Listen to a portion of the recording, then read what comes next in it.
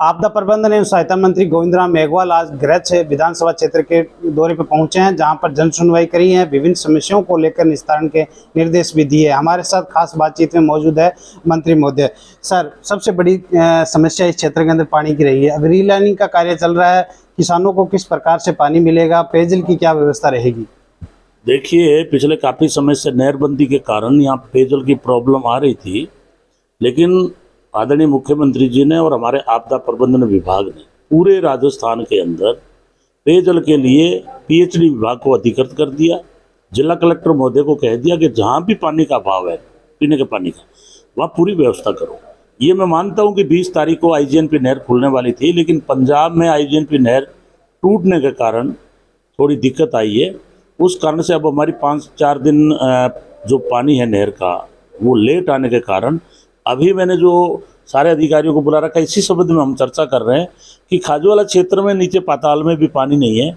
इसलिए हम चाहते हैं, अभी मैंने सरपंच और ग्रामीण जनता जितनी भी आई है उनसे यही निवेदन किया है कि जहाँ भी पानी की ज़रूरत है, टैंकर की ज़रूरत है, आप तुरंत फ़ोन करें, हम वहाँ पेयजल की व्यवस्था करेंगे। और जहाँ तक चारा की बात है और कैटल कैंप की बात है, मैं मानता हूँ कि अभी हमारे राजस्थान के अंदर अकाल की वजह से पशुओं की हालत ख़राब है। उसके लिए हमने जो सूखाग्रस्त जिले हैं 10, उसमें आपदा प्रबंधन की तरफ व्यवस्था है।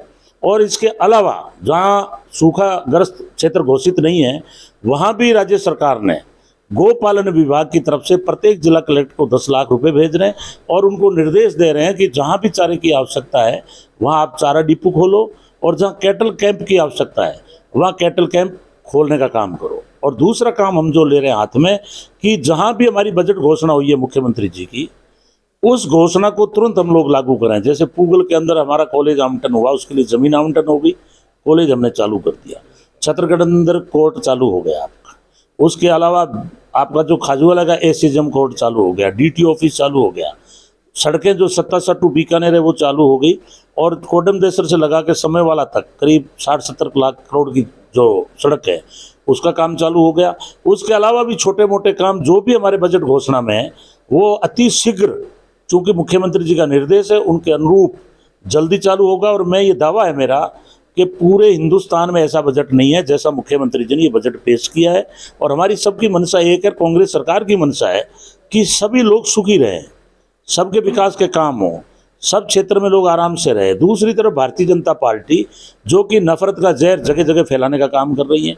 जहाँ भी चुनाव होते हैं हिंदू और मुसलमान के दंगे करवाने की साजिश करते हैं। अभी आपने देखा करौली, आपका ये राजगढ़, जोधपुर, नौहर, यहाँ इन्होंने दंगा फैलाने के लिए साजिश की, लेकिन उसको राज्य के जो मुख्यमंत्री जी हैं उनकी सूझबूझ के कारण कहीं भी जनहानि नहीं हुई, दंगों को रोकने का काम किया गया। और हमारी सरकार का बिल्कुल सख्त निर्देश है कि अगर किसी गरीब के साथ मारपीट होती है, दलित के साथ अन्याय होता है, तो पुलिस प्रशासन सख्त कदम ले, और यदि दंगा फैलाने की साजिश करने वाले लोग हैं उनको भी तुरंत उनके खिलाफ कानूनी कार्रवाई की जानी चाहिए। ये सरकार की मंशा है, और सरकार की मंशा है कि सबका विकास होना चाहिए। पहले कांग्रेस का चिंतन शिविर हुआ, अब राष्ट्रीय अध्यक्ष भाजपा के नड्डा जी प्रदेश दौरे पर, क्या कहेंगे? नड्डा जी तो ये खाली जहर की खेती बोने के लिए आ रहे हैं। नड्डा जी गए सवाई माधोपुर, वहाँ करौली में दंगे हो गए। नड्डा जी गए हनुमानगढ़, वहाँ नौर में दंगे हो गए। और मैं फिर कह रहा हूँ कि जो भारतीय जनता पार्टी की सोच है वो बहुत ही घटिया और कमज़ोर सोच है, और ये इतने बेशरम हो गए हैं कि मैं तो पहली बार देख रहा हूँ कि शासन कराने वाले लोग दंगा कराने की साजिश कर रहे हैं। और ये मेरा सीधा आरोप है आरएसएस पर और भारतीय जनता पार्टी पर कि आप इस देश को पीछे ले जा रहे हो। जो डॉक्टर भीमराव अंबेडकर साहब ने संविधान बनाया उसमें साफ लिखा है कि सभी धर्मों के लोग अपने अपने धर्मों को मनाएं, लेकिन मैं ये देख रहा हूँ कि ये मंदिरों में, मस्जिदों में खोज रहे हैं कि यहाँ शिवलिंग थी, यहाँ फला जगह थी। कभी ये वाराणसी में जाके दंगा कराने की साजिश करते हैं, कभी काशी में जाके कहते हैं, जबकि धर्म के हमारे संविधान में लिखा हुआ है कि 1947 से पूर्व में जो मस्जिद और मंदिरों की स्थिति है वही रहनी चाहिए। लेकिन बड़ी दुर्भाग्य की बात है कि ये लोग धर्म के नाम पे यहाँ साजिश कर रहे हैं। इसी फूट को देख करके अंग्रेज राज कर गए, इसी फूट के कारण यहाँ मुगल राज कर गए, और वही नीति जो भारतीय जनता पार्टी के नेता अपनाए हुए हैं, इससे पूरे देश की जनता व्यथित है और इनसे दुखी है।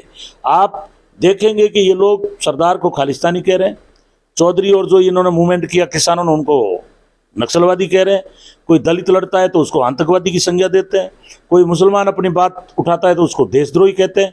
कुल मिला के इस संविधान के विरुद्ध में सारा का सारा वातावरण बना रहे हैं।